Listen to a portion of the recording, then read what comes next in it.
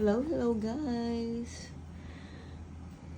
Sakit pa rin kami ni Colette because of this one, oh.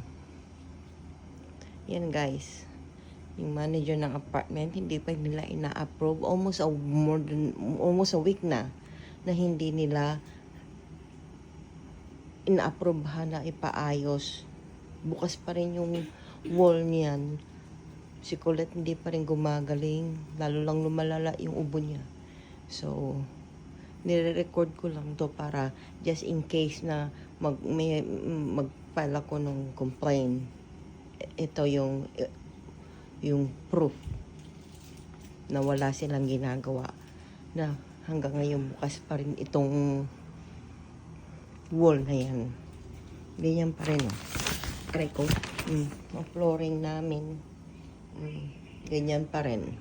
So kaya I don't know kung magko-complain ako. Yung manager dito sa apartment, siya ang hindi nag-a-approve. Yan guys, update tayo.